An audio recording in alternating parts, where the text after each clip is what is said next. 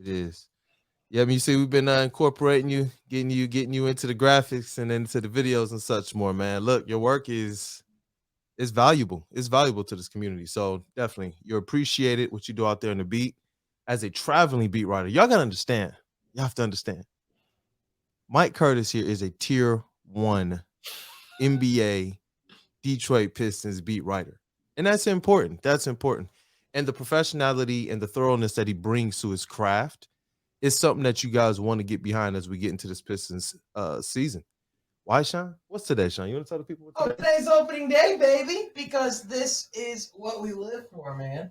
Opening night at the LCA, opening night for the Let's NBA. go. Last night was, the ring ceremony, was, Celtics, Sixers, Lakers, Warriors, but the rest It was of a good the league, appetizer. The rest of the league, the main course starts tonight, man. No, but it's fun though. I'm glad, Mike, selfishly, I'm glad that you're on our team, that you're working with us, because you and I became, friendly, when you were starting to, get into Detroit and starting your job at the Detroit News. And then now, the fact that you're with us, and rocking with Woodward Pistons, man, it's selfishly, it's a lot of fun, bro. Seriously. No, I appreciate that, man. I try to get on as much as I can. I know it's going to be a long season, but I'm looking forward to it. Like y'all said, it's opening night, the first game of the season for the Pistons, and we'll be able to see what they've been working on. We'll be able to see if those combinations, those rotations they've been working on in the preseason kind of carry over to opening night against the Magic. So, yes, sir. Ready to go. Yeah, first games that count. Yeah, well, hey, look, I'm gonna get this thing officially started, and hopefully, if the legend, we'll just refer to him as that. I'm sure you guys already know what we talk about. He'll mosey on along in here at some point in this show because it's opening day, right? Hey, and I hope we see all of you guys out there tonight. Let us know if you're gonna be there. Woodward Pistons is gonna be there. Mike Curtis and Detroit News is gonna be there. But let's go. What up, though, people? It is your boy, Detroit Kool-Aid, and I'm rocking out with this morning, Mr. Sean Murphy. Sean Murphy from Half Court is in the building. Listen, it's a packed day. It's a packed day. So Jeff Iafredi, Mr. Everything, right now is hosting the Morning Woodward Show. You will see Sean there today, and you will see myself there as well today, giving you guys as much basketball as you can handle, as much Pistons basketball as you can handle as well. But we are joined by Mr. Mike Curtis, Pistons beat writer from the Detroit News. How you doing, bro? I'm doing incredible, man. It's been a long time coming. We've been waiting on this day for the entire summer. I'm just ready. I'm ready. Let's rock. Hey, y'all know what we gotta do. Y'all know what we gotta do. We gotta get this going before we go. Let's get that drum roll going for the legend. Hey, yo, shout out to Detroit News Rod Beard. Bro, wherever you are. What is he playing, tennis or something? Maybe. Maybe. He's playing, in my head, he's playing pickleball right now. But hey, let's get into this. I want to jump into it right away. It's the season. Hey, real quick, though, I got to give a shout out real quick. Not only is it Mike, your first full year on the beat. Congratulations to you, sir. It's Kool-Aid's first full year on the beat as well, man. We got two guys heading into their first opening night. How are you both feeling, man? Man, you know what? I'm glad that people like Mike are going to be there. It makes it a lot more comfortable as we get this whole process started. And honestly, Pistons PR, a lot of the media that's been there throughout the preseason have just been really, really inviting, from James Edwards to Amari Sankofa, obviously Mike, and all the others. It's been an amazing experience. And shout out to my homie Dave Logan as well. Vince Ellis, he got on me, man. He got on me. He was like, "Why'd you tell people all I do is crack jokes on you?" I was like, "Because you do." He was like, "All right, my bad." So he did apologize. I know he's gonna see this. So shout out Vince Ellis and those guys, Kevin Grigg, Ben Bagley, a lot of those, Kevin Cletus, all those guys, man. It's been an amazing experience so far, and tonight I think it's going to be made that much better because of those people, and because my Woodward Pistons crew is going to be there with me tonight, man. It's going to be a dope experience, so I'm excited. Thank you, Sean. Yeah, absolutely, man. Looking forward to it. Mike, real quick, how are you feeling going into your first night, opening night? What are you looking forward to seeing in particular? Obviously, like going into the arena, like what are the thoughts that are going into your head going into your first legitimate, regular season game in the NBA that you're covering? Yeah, I think preseason did me some good because I got to get a chance to pretty much see what LCA was all about. I got lost several times. Bro, tell them about it. Yeah, I think I know my way around a little bit better than I did my first preseason game. So I'm just looking forward to seeing how full the arena is going to be. I want to see if they can get it to capacity. I know it's somewhere around the 22,000 or 20,000 capacity limit. And it'll be interesting to see if they can fill that thing up. So that's first and foremost. But then I'm also interested in seeing how this game is going to go. Is the season going to start off on a good note for the Pistons? Are they going to remain competitive, or are they going to suffer a blowout? I think that those are the three things that I'm looking for when it comes to the game. Yeah, and there, as we get started here, I got several topics we're going to get through. The Pistons Magic obviously is going to be at the top of that list, just to get right into it. And then we're going to break that down to several different categories. You just said something very interesting there. Are they going to get blown out? The theme of Media Day was that they are here to compete every night and that we're not going to see blowouts anymore. But through the preseason, I know how it casts a certain shadow over this team and over the expectations. It kind of cooled down and doused down a lot of what we were seeing. Not necessarily from us. I know that a lot of us, yourself, Sean, Mike, we've just been observing, recognizing that some of these guys are working on things that aren't normally to their strengths. And Cade talked about that. We're going to get to that later. But through preseason, I wanted to just ask you, Mike, did any aspect of your expectations drop for the Pistons season after you saw the preseason? I don't think the play mattered much to me as much as the roster availability. Like, this team is going through a lot of injury situations, especially with Marvin Bagley being out 3 to 4 weeks with that sprained MCL. That's a big blow to their front court depth. Now they have to kind of not rush, but expedite Jalen Duren's process. He's probably going to have an increased role, especially earlier on as we get settled into the season. So I'm just interested in seeing how those injuries and how it's going to affect the team. We got Alec Burks, who still hasn't been able to practice with the entire team. We've seen him do some individual work, some pregame shooting, and some 3-on-3 work. But is he going to get a chance to get out there and practice with the guys and kind of acclimated with the team? So those are two big losses that the team is currently going through. And I think once those come back, we'll have a better idea of how good they can be. Yep, and I'm glad you touched on the Marvin Bagley thing. I had that in my notes here. I saw that you did an update, a video, and you asked him a question about it, and I loved his response, at least to what he's going to be doing until he's healthy, and that's been the best teammate that he can be. Marvin Bagley strikes me as somebody tremendously more just a much higher basketball IQ than the Sacramento Kings, their fans, and their organization gave him credit for. Because when he speaks, I hear a guy that more than cares for this team and to get out there and put up what he was drafted to be originally. What, a number 2 overall pick? Yep. So definitely Marvin Bagley, I hope he gets back soon. That is very, very key. Like we touched on this before. I saw the impact that Marvin Bagley made as soon as he was traded here, and that was their focus, to do the pick and roll between Cade and Marvin. This offense and this team, you saw an uptick in what they were doing. Yeah, well, even Mike touched on it as well, like just like with key guys that we have missing or going through injury stuff. I mean, Nerlens Noel, he just had his first practice yesterday, correct? So like he's just now joining the team and the roster, and that's someone that was brought in, to be a veteran presence in the front court, and if there was injuries, to be someone that we can lean on. So to that point of Jalen Duren being expedited, he's going to have to play some significant minutes. I'm interested to see with that front court.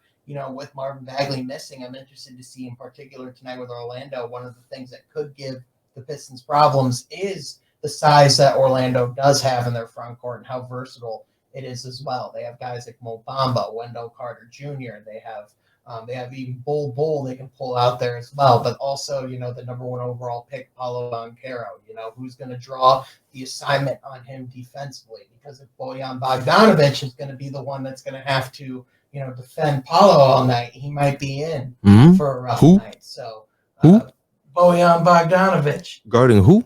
Paulo Banchero, the number 1 no. pick out of Duke. The guy that we were touting all summer as being a bona fide bucket, an absolute stud. And who's defending him? Forward? That's a great question. That's what we're going to find out. I mean, Rod posed that this summer, man, with the Jeremy Grant question. And that's the thing with Jeremy Grant. It wasn't a question.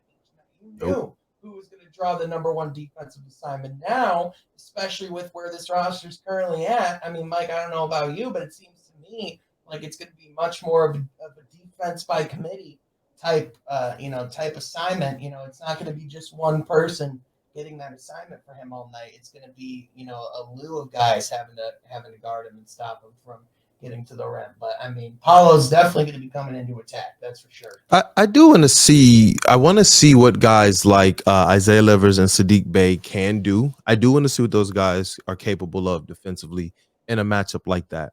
I don't know if that's what Casey is going to show. Hey, there he goes. I'm gonna finish this point, then bring Rod in. But I do want to see what those guys are going to do. In my last article, I spoke about the fact that the Pistons, I believe their number 1 issue is the Jeremy Grant size hole on defense and on offense. There were times where they went through lulls last year, and despite what people thought about him potentially being a ball stopper on offense when offense was flowing, there were times that he could be depended on. But most importantly, on defense, how Rod said it best. He's 6'9". I looked up the measurables. He had a 7'3" wingspan on top of that, or 6'8" with a 7'3" wingspan on top of that. It's a tremendous uptick over what Isaiah Livers and Sadiq Bey are going to bring to the table defensively.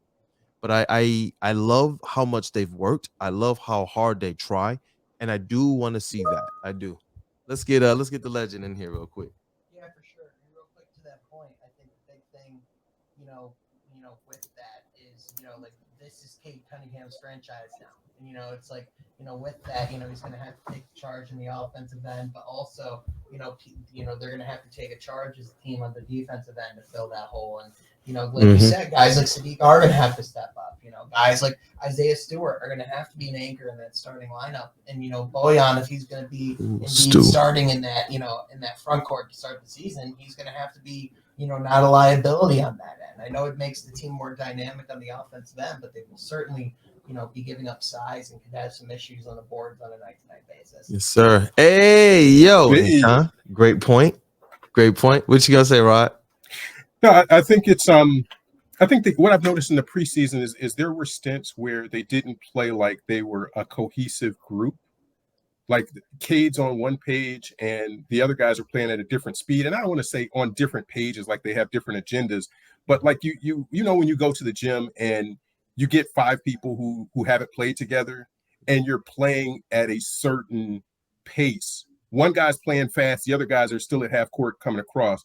And so that's what it feels like sometimes with the Pistons.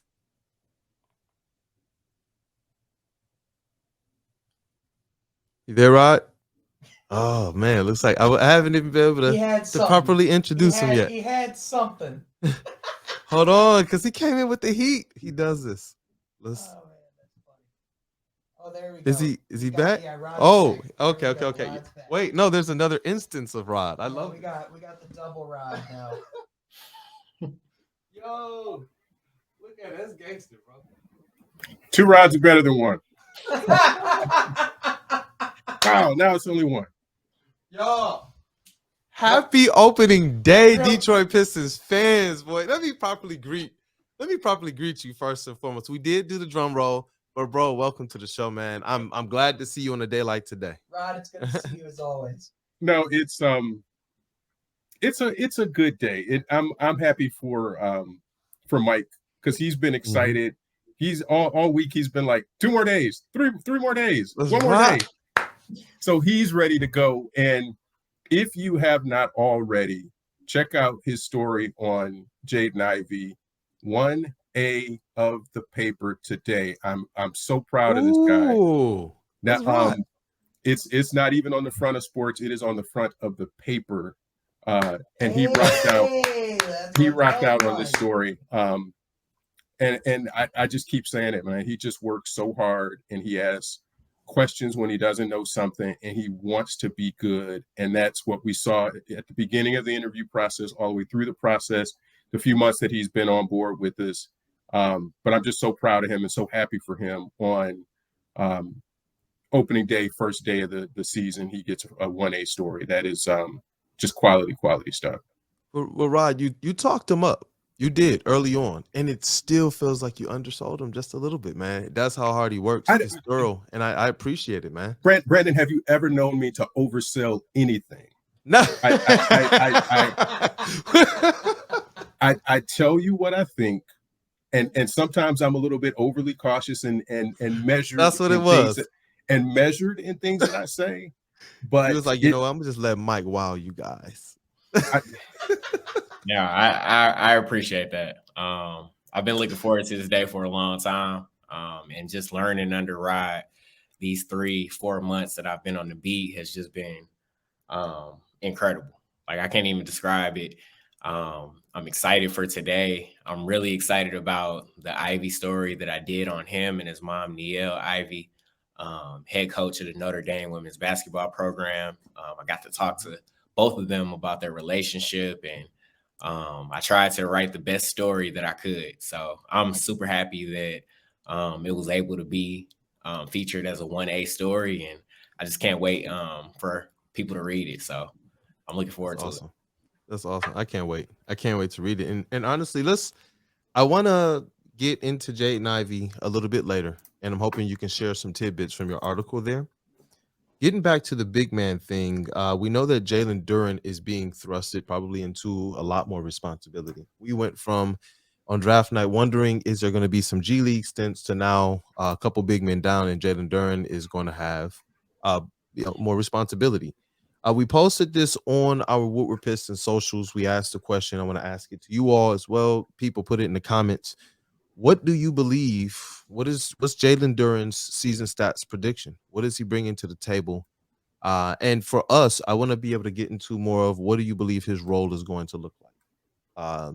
Now that Marvin Bagley is going to miss some time, and we don't necessarily know what's going on with Nerlens Noel just yet.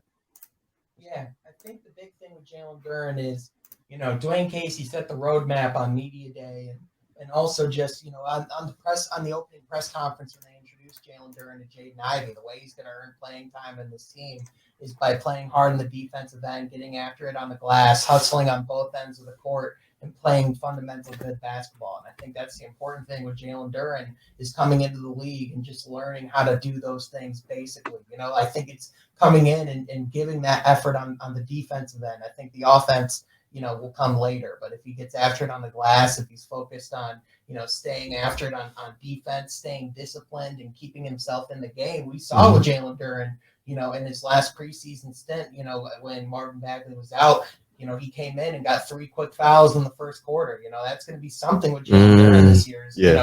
He's going to be 19 in December. He's going to have an entire month of NBA basketball at the age of 18. So with that, he's really young. He's going to make mistakes, and especially against, veteran savvy teams, they're going to be able to, manipulate those calls and get more whistles and put Jalen Duren in compromising situations. So I think for him, it's learning how teams are going to do that, adjusting to, to making sure he's not getting those whistles and just keeping himself on the court first and foremost. Offense-wise, I'm not entirely sure, if he's going to be doing a whole ton more than getting easy opportunities from the playmakers that are around him, whether it's lobs, pick and roll. I don't know if he's going to be creating a whole ton of offense for himself at the beginning, because I don't think that's quite, frankly, that should be the concern for him at the start, But I think, if he can get 5-6 points off of easy lob opportunities, and then, get double figure rebounds coming off the bench, and, having that type of impact, I think that's a successful season. So I think that's the important focus for him, is just staying on the court, getting after it, on the glass, and, having effort on the defensive end, and the offense will come.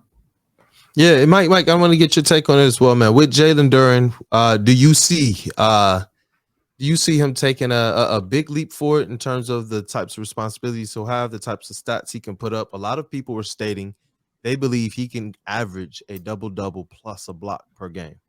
Our stats, well, we started off with 7.5 points, 9.5 rebounds, zero point 0.7 blocks.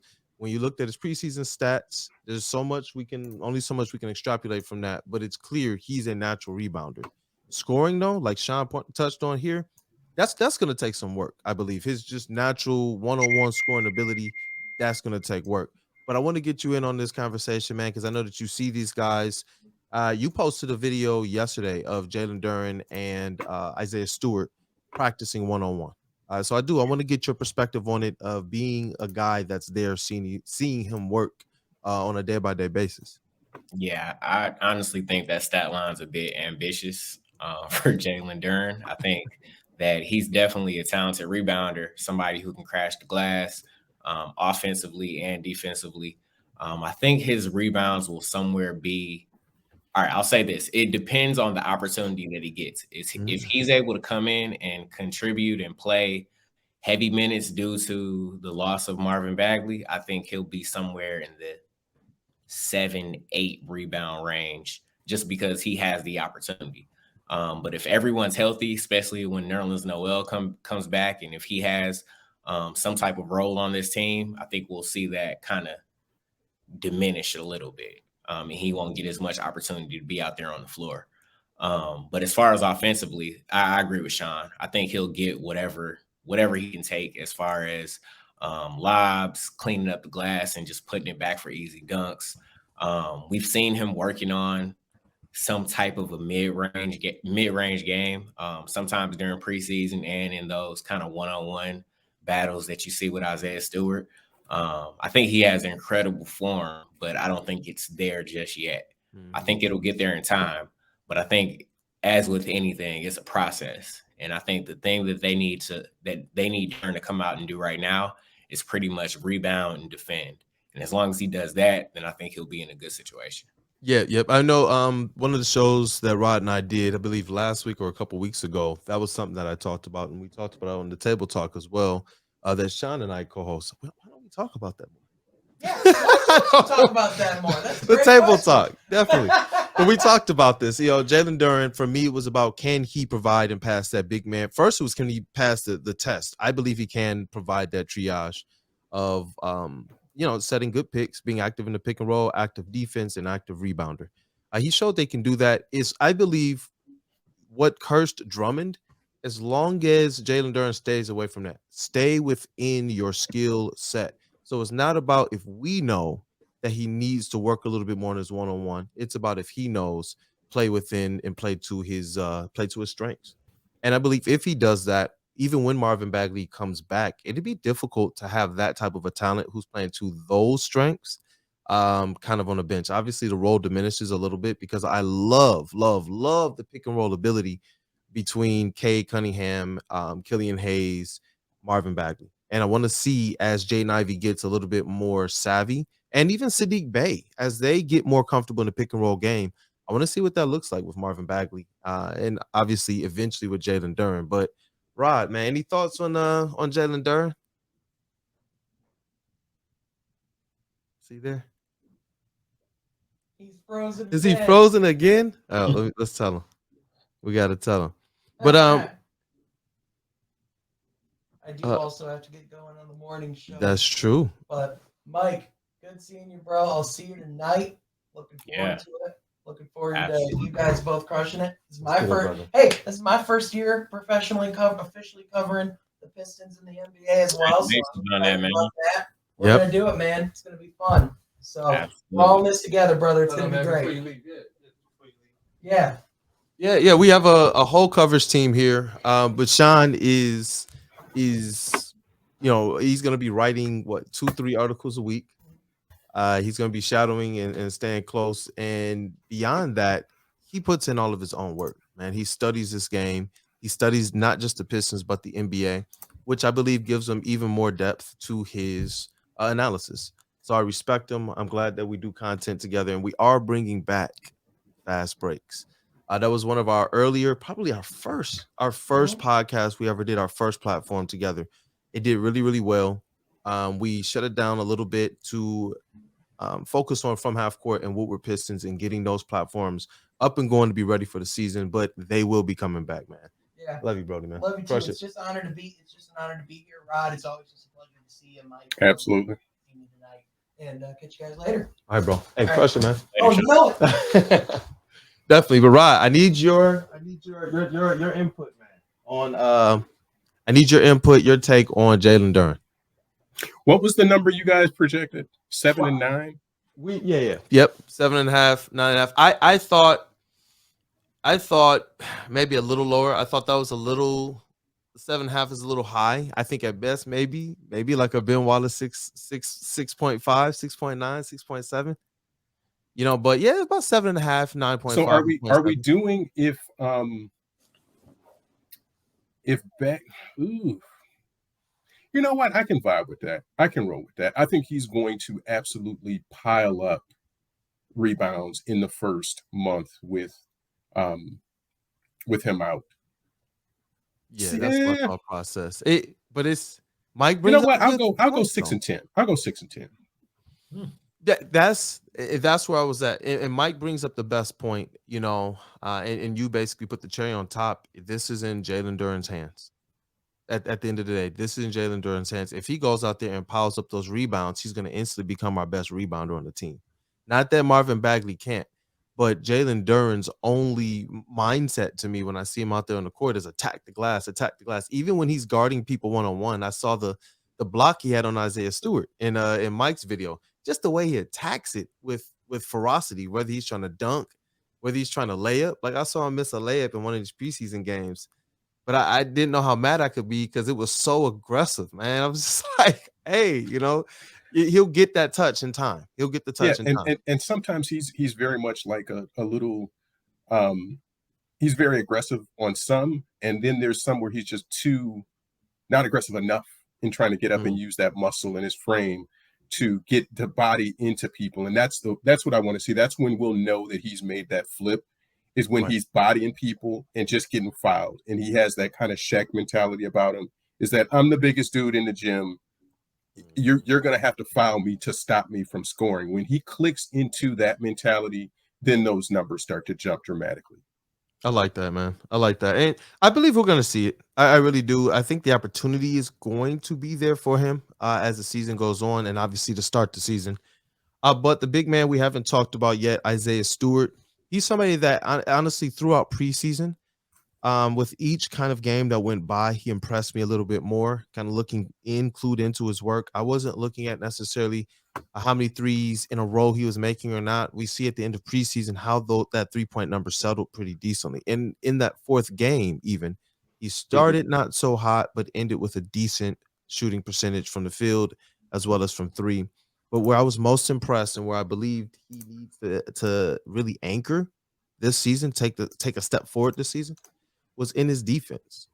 I loved not just his activity, because that's what Beef Stew is known for, Isaiah Stewart, but how effective he actually is in the middle. You can tell he's been working on things, and you could tell he's taking it serious.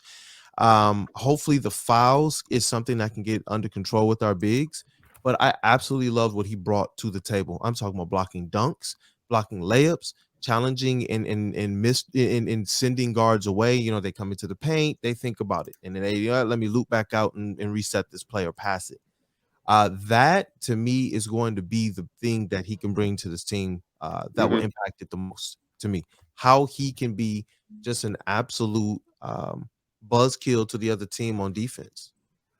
I wanted to get you guys' thoughts on that. What do you, as it relates to his role coming into the season and what you believe he'll contribute? I got to get you guys' takeaway on it. Go ahead, Mike. Yeah, I agree. But I think offensively, what I'm looking forward to seeing is not from Isaiah. It's from defenses that are going to be playing Isaiah. Are they going to give him that three-pointer? Or at what point are they going to say, okay, he's a capable shooter, we need to stay up on him so he doesn't get a chance to get settled. Then how is that going to affect his decision making? Is he going to swing it? Is he going to try to shoot off the dribble? Are we going to see that? I know Casey isn't particularly a fan of those type of shots, but he does have the green light as long as he's open and has the space to take the shot. So I think offensively, that's what I want to see. I think you hit it right on the head with the defense. He's able to be that rim protector with layups, dunks, and just kind of change how people are attacking the rim against Detroit, especially if you play him and Duren together. I don't know about y'all, but I wouldn't want to go against that if I was a basketball player. So man, we talked about that a couple times. We when we actually I know on the table talk, we thought about them. We were like, yo, why haven't we paired those two together yet? We keep pairing them off in the future, like as a future tandem. And when they're in there together, I just see two guys that are just going at it. Hey, listen, y'all follow Mike Curtis. What's your at, man? It's at Mike A. Curtis, and the number 2. Yeah, listen, you guys will get some unique views and angles from practice.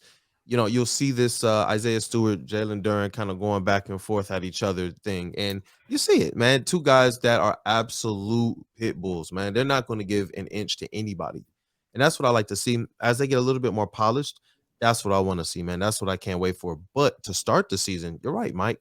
Who wants to go into the paint and deal with those guys? Because you know what?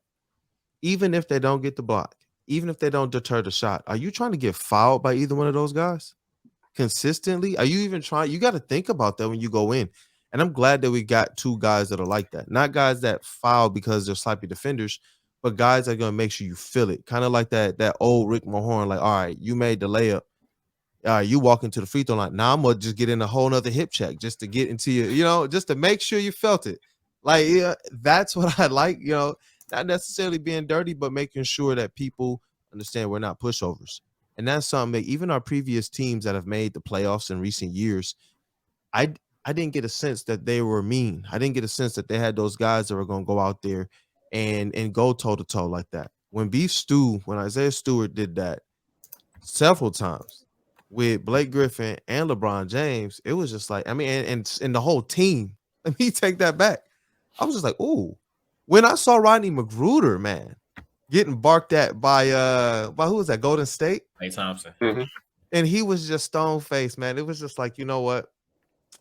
They got some, what are they saying on socials now, man? They got some dog in them, dog in their chest. Like, I like that. I like that a lot, man. I'm glad you brought that up, Mike. With these bigs, obviously there's a lot that we have to figure out with Marvin Bagley and Nerlens Noel.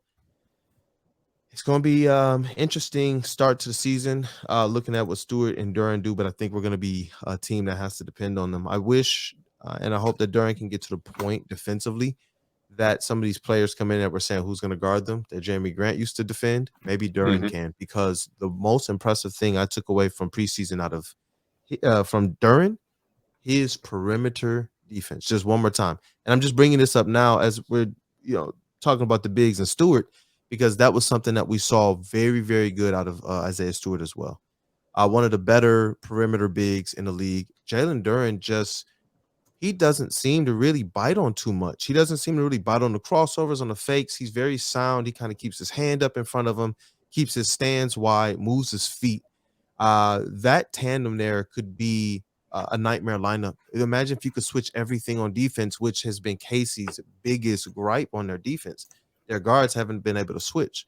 If you can get those two bigs out there that can switch everything, along with your better defensive guards like Cade, Killian, and Jaden, who's going to try hard, though there's some polishing that needs to go, you have 5 defenders out there who could realistically switch on defense and play multiple positions on offense. I was going to ask you guys what you thought about that lineup as well this season. That's the lineup I'm looking to see, honestly.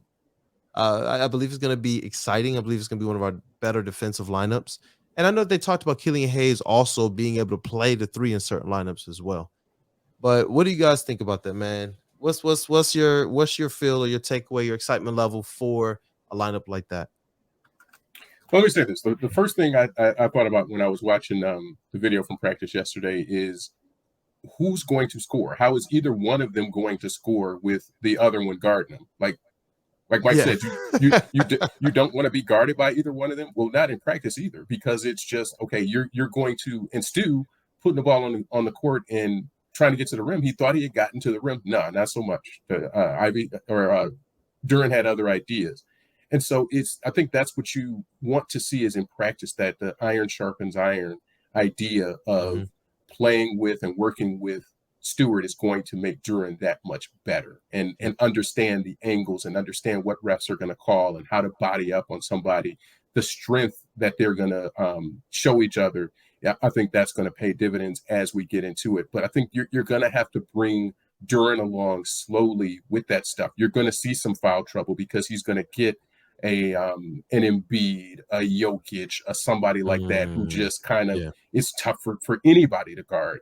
So you're going to have your ups and downs, but he's going to have his other days where that lineup plays dividends. And when you're seeing Duren and Stewart together, can Stewart guard Jokic? I mean, that might be the matchup that you would want to see in that situation. And then it just starts to depend on what the other matchups look like. So having them together gives you some versatility. And I'm just interested to see, even just tonight starting out, if they're going to start Duren day one and just say, hey, let's just go. Let's do it. It's gonna be interesting. Yeah, with and Mike also wrote about the length that Orlando has. I mean, it's hard to have a starting lineup with two rookies like that. You don't want to do that with such a young roster, but they may just throw caution to the wind and say, you know what, the sooner these guys get acclimated, the better it's going to be. And let's just put that roster out there. See what happens. Yeah, like especially with the basic skill set that the proficiency that he's already shown. You know, if you can tell him to kind of stay within this component of rebounding, strong picks and rolls, defense. If we need you to switch, and be active, help side as well. I believe he can do those things at a very, very NBA starter worthy level. Obviously, that's still to be seen, because just like the Pistons weren't necessarily working on and playing to their strengths. It's not like these other teams are necessarily doing it either. They were working on things as well. But you're right. With Orlando, that's a lanky team. That's a very, very, very versatile team. Defensively, they're going to need a guy like Jalen Duren to almost be ready. You don't want to force or rush a guy like that. But Rod, I'm kind of leaning towards your side, or at least hoping to see him get out there and just see him take it personal and see what he has. I really do. I want to see. I wanted that for Andre Drummond, and the Pistons just kind of started him off slow, and I believe that was a little detrimental. But I trust this staff. Whatever they decide, this staff has already proven that they know what they're doing with their young players. But I want to get into Cade Cunningham. It's a matchup of Cade versus Paolo, the two last number one overall draft picks. Cade said this, and we cautioned this throughout preseason. What you're seeing from Cade, please do not apply any aspect of regular season expectation on him. Cade came out and speaking with Omar Sankofa of the Detroit Free Press, and he said that he's going to ramp it up a little bit. That during preseason, he was kind of taking it slow a little bit, working on some things. We know he put on weight, and he's trying to see where he is at. What exactly do you all believe we're going to expect out of Cade Cunningham now that he's ramping it back up? Do you believe it's going to be closer to what we saw post All-Star break? Or do you believe it's going to be closer to his overall numbers from last year, or somewhere in the middle? Yeah, I think we know Cade had a slow start last year. First off, due to injury, there was the COVID. But I think now that he's had a full training camp, he's gotten a chance to play preseason. I think we're going to see game one. He's going to look to be a little bit more aggressive. Plus, I think the main thing about this preseason and this training camp, he had to work with another guard who was just as ball dominant as him and Jaden Ivey. And also Bojan Bojanovic. He was trying to get integrated before he got injured with the calf strain. But he had to work in a lot more new pieces and kind of get a feel for how the team was gonna be structured. So he was slightly a little bit passive. He even admitted that last week or earlier this week. But I think we're gonna see him kind of flip a switch and just get get into a little bit more aggressive attitude. I know Dwayne Casey says he doesn't have to score 25, 30 points in order for the Pistons to be successful. But I think we're going to see a little bit more aggressive Cade, and it might start tonight. Yeah, and you know what, Rod? I believe this was Mike Curtis who I think I saw the quote from Cade Cunningham. Rod, there was some things that we talked about as it relates to something Killian Hayes does really well, and we were talking about how Cade Cunningham, if he gets even better with this in his game, can take his playmaking and set up his scoring even better. And that's getting that shot, getting that pass to the shooters in their shooting pocket. It was cool to actually see him use that exact phrase as well. You know, that's something else he stated throughout the preseason that he was actively and actually working on. So people are saying, why doesn't Cade look the same? Well, what was he doing in the mid-range last year? He was shooting those shots. This year, he was saying, I'm passing those shots until the fourth preseason game, about the third quarter. It seemed like Cade was just like, yo, you know what? If I don't put something on tape, it's like, you know what I mean? Like, it's almost as if people are going to forget. And that third quarter, I believe it was, I need to go back and look at the box score. There was either third or fourth quarter. He just kind of went on a flurry. He hit that mid-range a couple times, and it was just like, oh, that's Cade. And you can hear the people in our section. They were just kind of like, oh, man, why wasn't he doing that all game? And I'm just like, are you serious? like y'all need to read more, man. Read our beat writers more. Straight up. You know, like Cade is saying, this team says exactly what they're working on. Casey said it as well. This team is working on things. But I thought that was interesting that he's working on aggressiveness. You know, he's working on being able to back down guards in the paint.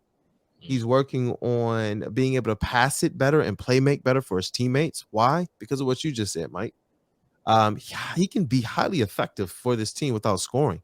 It's interesting when people say he's struggling, then he makes 3 or 4 baskets in a row, then all of a sudden, without adding any other stats, he has like 12, 7, and 5.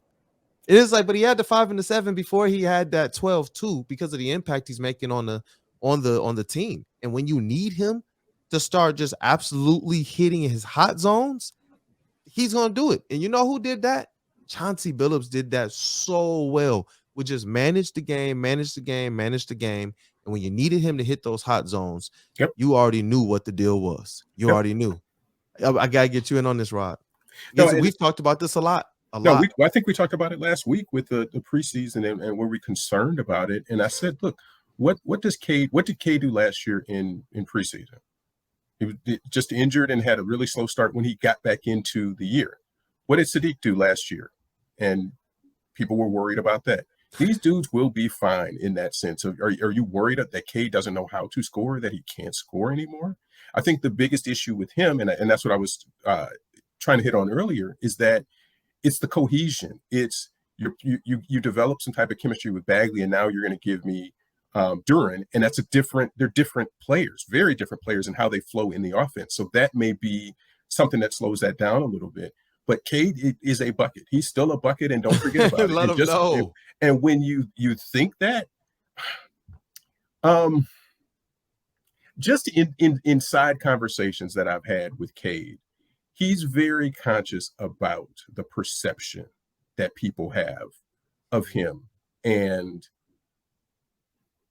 when he plays games against other rookies in that class, so your Jalen Greens, he marks those off on the calendar a little bit differently. He puts a little check mark like, okay, well, yeah, we got to be this dude today, and come out the phone booth with the S on his chest on. He knows those, and he understands those head-to-head games. I don't think he's going to take the Paolo thing the same sort of way, but he knows that these are big games that he's going to be measured and compared against his contemporaries. And so you'll see that this season, that he comes out and he knows when he doesn't play well. He knows when he makes a lot of turnovers and a lot of mistakes, and he takes that on his shoulders, and that's what you want your leader to do. So I'm not worried about his development and what happens this year, because I know that he carries that on his shoulders more than I do and more than fans do. Fans talk about it, and they like you said, in that section, why wasn't he doing that earlier? This dude manages a game. He gets people involved. He scores when he needs to. When the quarter thing turns to 4, he turns into a different player. So there's nothing really to worry about there. I keep trying to caution people who need something to worry about and find little things to worry about. This is not one of those things. Hey, I like that. And you know what? Before we close, I have two questions that we're going to close with, but I'll let Sean be able to touch on this subject as well, brother. We're just talking about Cade Cunningham. He said, he's going to ramp this thing up, that he slowed down during the preseason. He worked on a couple things. He said this via Omari Sankofa. I don't know if people saw it, definitely follow him as well. Of the Detroit Free Press, and wanted to get your touches on your comments on it. What do you believe Cade Cunningham is going to be? Do you believe he's going to be more closer to what we saw post All-Star break, more closer related to the numbers we saw overall, the 17 and so, or do you believe some mix of the two? Yeah, for sure. I think, kind of like what Rod was saying, I think Cade's just one of those guys where, when I see him play basketball, like there's just certain players like Jaden Ivey where he just puts the pedal to the metal every night. But I think, with Cade, he's the type of player where he like the way I see him approach a basketball court is very much like reminiscent to how like a chess player approaches a chessboard. Like he's observing the field. Very methodical. Very methodical, looking at different ways he can set up his teammates, affect the game as a whole, rather than just pushing each and every single possession going to the basket, right? But it just plays the game of basketball a little bit of a different way. And I also feel like Cade's just one of those guys where like in particular, like in preseason, it's kind of like a dress rehearsal game. Like I know Draymond Green. I know at one point he touched in an interview saying he was like the worst meaningless game player of all time. And I feel like, I'm not saying Cade is like one of those, I'm not saying Cade's like in that same line, but I certainly feel like, to Rod's point, like there's certain nights on the calendar that are circled a little bit differently. Like I think too, I think in particular, like the game that sticks out for me in Cade's rookie season is when he scored 27 points in the second half in Brooklyn, against Kevin Durant and Kyrie Irving. Even though that team was in shambles at the time, we were questioning, what that Brooklyn Nets roster could be. Not just anybody can go drop 27 points and a half on Kevin Durant in Brooklyn, right? Like that's just not something that any NBA player can do. So I don't know if like Cade's looking to set out, Cade's not the type of player where he's going to be setting out where like I need to be statistically more like how I was, the end of last season. And I think to expect, that full type of production of him at that point in March is a little, like a little unfair just because, there was only one other rookie at the time that did that. And his name was Michael Jeffrey Jordan, just like to point that out whenever we get the opportunity to. But, in all seriousness, I think, with him, it's just about coming out and setting the tone, being sure, that other guys, are getting good looks as well. But, like Rod said, when the fourth quarter touches, when the Pistons need a bucket at the end of the day, Cade's the type of guy where he can go out and make that happen at any time. So I'm not worried about, I wasn't worried about, him setting the tone offensively during the preseason. And, I certainly think, tonight we'll see a little bit more from Cade on that end. Yeah, definitely. All right, look, guys, before we close, I have several questions. The first one is this: which Detroit Piston has the best opportunity to come home with some hardware by the end of the season? And I'm going to include making an all-rookie team. I will do that, but it has to be first team. Well, if it's making all rookie first team, then it's Jaden. We know Jaden Ivey. So we'll give him just kind of this 1A, then who's everybody's 1B. I just didn't want to assume for everybody. I was trying to think of someone other than Ivey because I think that's the most obvious right there. Yep. Yeah. I've heard Cade Cunningham and Killian Hayes associated with most improved player. The Cade one was kind of weird, but I saw that in betting lines. The Killian one makes a lot of sense because I think he has an opportunity to prove that he's taken some serious steps forward in his growth in his game. Yeah. I think Zion has a pretty good case for that too, just considering the fact that he didn't play. I've seen a lot of people try his name out there too. Yes, sir. What does Killian as most improved look like?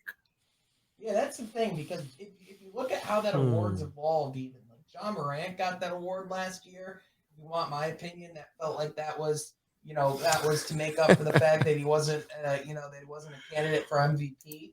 But it's interesting because, like Rod said, like if Killian were to be an MIP, he would have to have some pretty flashy numbers for the national media to recognize him as such.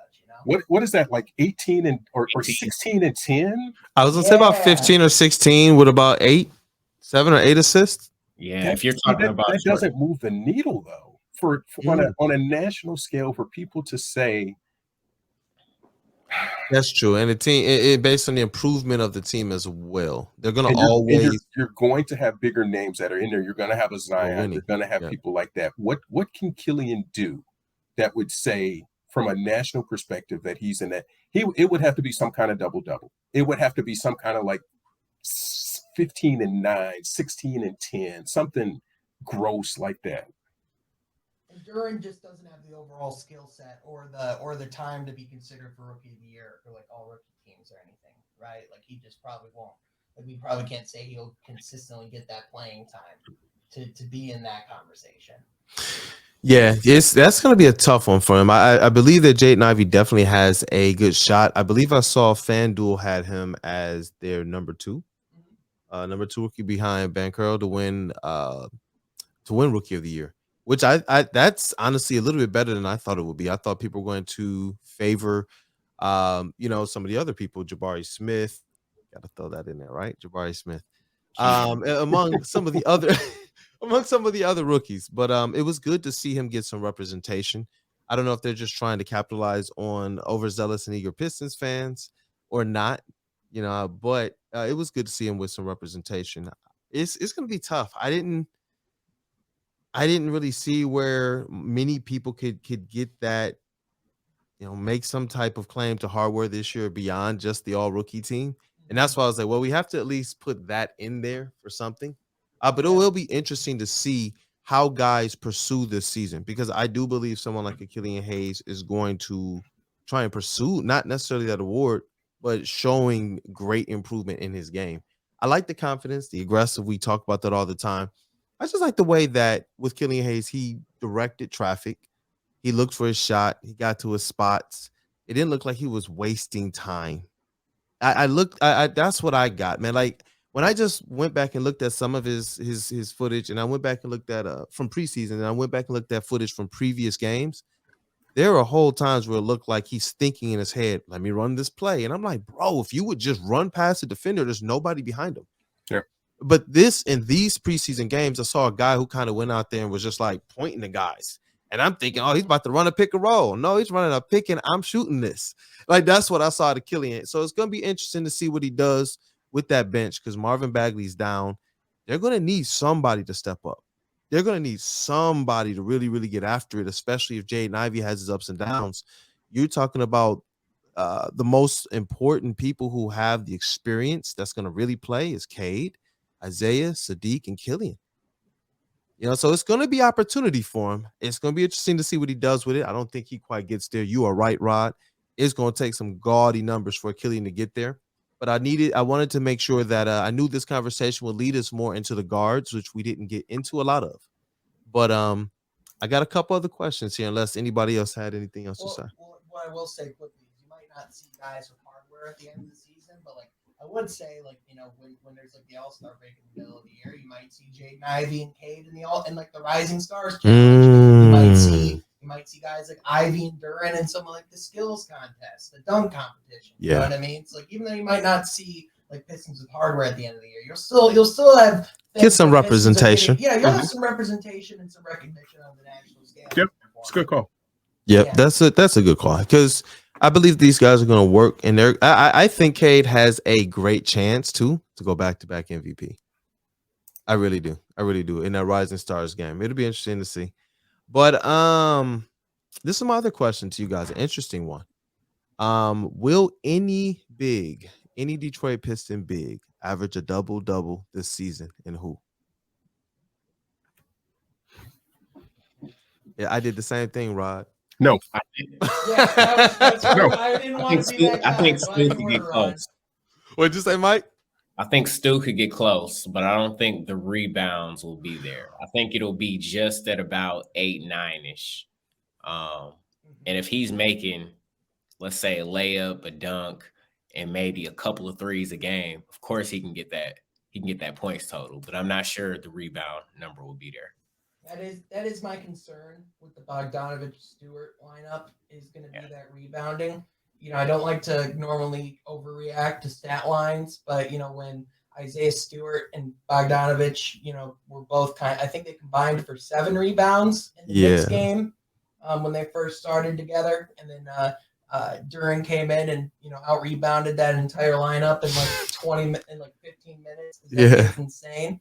I think that's my one worry there. I mean, I think Stewart will certainly, see more offensive production. That's just going to be, it's like with Stewart, it's like I think offensive production he can get there. I'm just worried about the rebounding. With Duren, it's like I think the rebound he can get there. I'm just not sure if with the offensive production he's going to be able to do that consistently each and every night. Yeah. No, that's great points. That's great points. Anything else there before I get on to my last question? All right.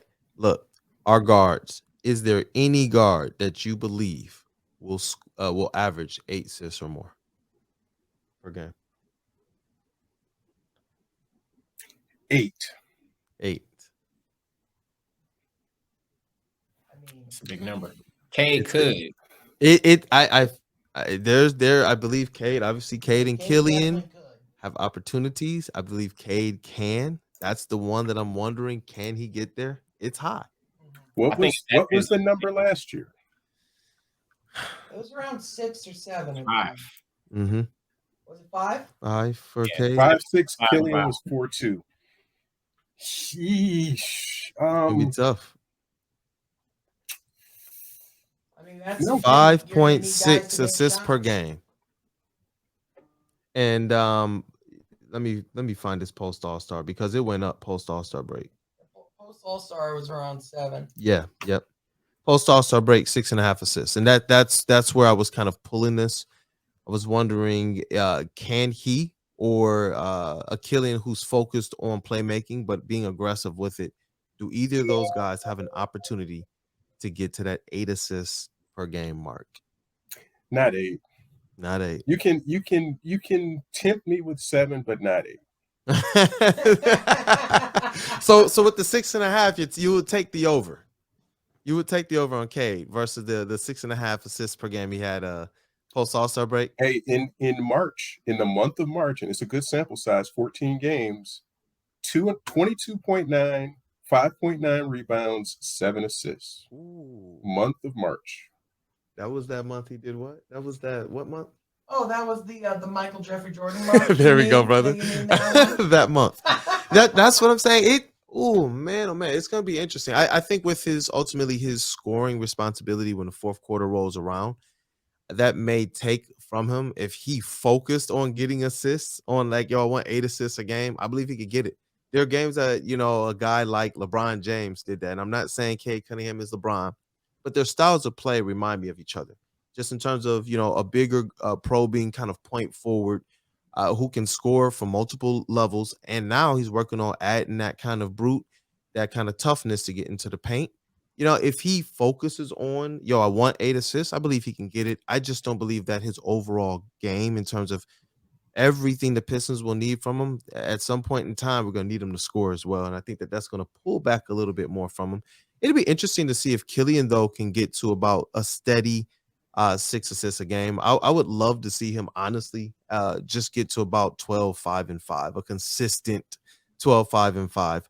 Do I believe he needs to score more than that? Yes. I don't want to put those expectations out there until I see what type of guy, what type of player he's going to be. Because if he plays within himself, he's playing aggressive. I believe Cade and Jaden, like you all have all touched on, are going to be guys who have the ball in their hands a lot to score the rock. So, well, the big thing with assists, it's obviously, it's one thing for guys to, get other guys the ball. You need guys to make shots too. So I think that was one thing. Like Cade had a lot of potential assists last year. There were just, not a lot of shots going down certain nights. So you're just gonna need you just need consistent shot makers, around these guys in order for that. That's what you're really gonna need for those assist numbers to go up. You just need more efficient offense across the board. Yep. And throughout the preseason, Killian averaged 6 assists per game. For whatever reason, it seemed like people knocked down shots during the preseason when he passed it. And we've talked about this for a while, Rod. Killian's ability to just put that pass in the pocket. He just seems to get shooters right where they need the ball, right where they're comfortable. And it continues to kind of bear out and prove out in a preseason where we could state, these guys didn't necessarily shoot it the way we would want to see them shoot it. Killian found a way to get 6 assists a game, man. Yeah, and that's playing with in that hybrid role, some with the second unit and maybe finishing with the first unit on some. And that's the thing to watch here is if Killian starts finishing games with Ivey and Cade and Sadiq and pick a big man, then those numbers could pile up. Potentially. Yep. Before we head out, here's my head scratching stat of the day. 3 games against the Magic last year, Cade averaged 7.3 points, 4 rebounds, 3.7 assists. What? Were those all in like the first month of the season? I'm Orlando in 3 games, and he played 27 minutes a game, so it's a reasonable enough sample size to just kind of make you scratch your head on that. He went 0 for 15 from 3 in those games, and 7 for 39 from the field. 7 for 39 is a robust 18%. He did not play well against the Magic last year at all.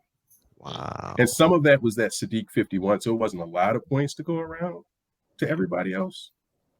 But that's his second lowest. He only averaged 5 against the Heat in 2 games. Did Cade play in the Sadiq game? To my knowledge, I thought that was. I don't think he played in the Sadiq No, game. that's right. That was Yeah, I thought that was like the night he got sick or something at the hotel. Man, then that makes it even more interesting then, because at least the Sadiq game would have made it a little less head scratching. But if it's not that one, then it's just like, ooh, that's gonna be that was interesting. the Miami game when it was COVID. That's gonna be. That was in December. That was right around Christmas. The Orlando games. Yeah, I think like that was in March. That was around March. To my knowledge, I think he was like feeling a little under the weather at the hotel, and they just they won. That was the Sadiq game. So he didn't play in that one, but the other ones were January 8th, January 28th, and then October 30th. So that one, the first one was early in the season. Yeah, so the other two after they got rolling. The first one was his very first game. Right. Okay. So the first one was his debut. So that was like the one where he came out, and that was like his quote unquote like the worst shooting performance of a number 1 overall pick. Yeah, when ESPN tried to run the muck with him. Yep.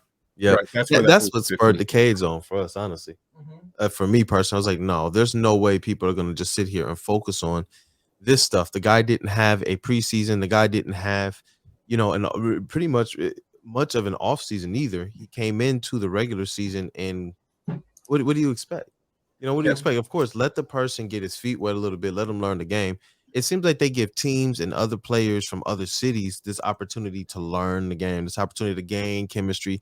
Oh, they have to play together. Every time we heard like another team get a trade, trade for a player, you would always hear this say, "Oh, to give them time to this and the other." But with Cade, it just that was messed up, man. Just straight out the gate, just this guy is horrible, flashing the graphics everywhere. He's the worst shooter of. I'm like, get out of here, man. I think it's a combination of when you get a guy who's number 1 overall pick that struggles, and then you have someone behind him like Evan Mobley, who at the beginning of the season was playing as well as he was. I think people just look at that as an opportunity to say, I was right and you were wrong. And it's like, that's okay. Keep that same energy by the end of the season. Yep. Exactly. I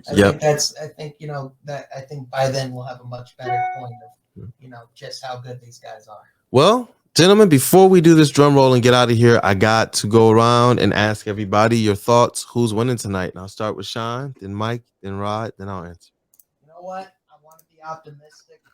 Cade's, first game against the, number 1 overall pick this year, Paolo. I think he says, welcome to the NBA. Hands Paolo his first L. I think Pistons win tonight. Hey, let's go. What's up, Mike?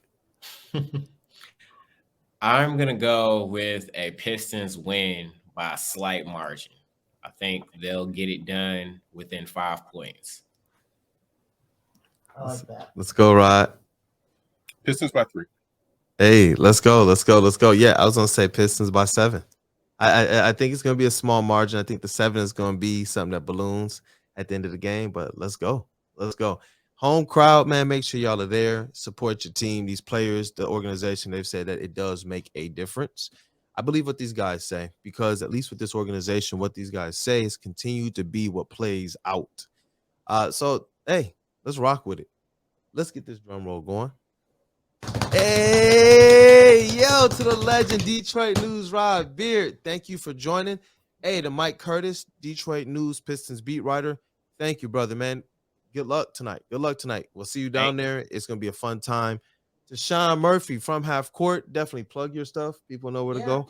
Yeah, at Sean Half Court on Twitter, from Half Court on YouTube. We have a full Pistons season preview pod coming out today. And, yeah, super excited to be here and super excited my first full year covering the NBA as well. So, man, it's going to be exciting here. If you're coming to the game tonight, 104, come see us. Section 104, Woodward Pistons is in the building. It's going to be a fun night. But, hey, till next time, Woodward Pistons. Hey, and for Jeff Iafredi, Mr. Everything, I cannot forget to shout him out. Definitely. It's going to be a fun season. It's going to be a fun time. We appreciate you all for rocking out with us and supporting us all summer. Let's get it.